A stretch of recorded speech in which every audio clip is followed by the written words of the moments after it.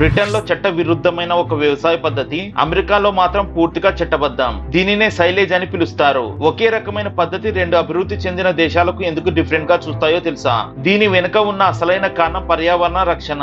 మొక్కజొన్న పంట పక్వానికి వచ్చే దశలో ఉన్నప్పుడు ప్రత్యేకమైన సైలేజ్ హార్వెస్టర్లు ఆ పంటను చిన్న మొక్కలుగా కట్ చేస్తాయి. ఆ మొక్కలను వెంటనే ఫర్మెంటేషన్ కేంద్రాలకు తరలిస్తారు. అసలైన సమస్య ఇప్పుడే మొదలవుతుంది. సైలేజ్ కుప్ప అనేది నిజానికి ఒక భారీ బహిరంగ బయోలాజికల్ రియాక్టర్ వంటిది.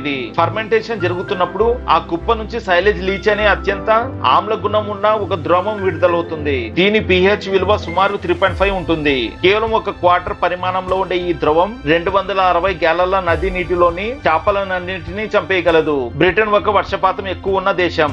అక్కడ భూగర్భ జలాలు నేలకు చాలా దగ్గరగా ఉంటాయి. ఈ విషపూరితమైన ద్రవం పొరపాటున కాలువలోకి లేదా డ్రైనేజ్ లోకి చేరితే అది పర్యావరణానికి నేరుగా ప్రమాదం జరుగుతుంది. అందుకే బ్రిటన్ లో దీనిని అత్యంత ప్రమాదకరమైన చట్ట విరుద్ధమైన పద్ధతి అని భావిస్తారు. అమెరికాలో దీన్ని నిల్వ చేయడానికి పక్కా పద్ధతులను పాటిస్తారు.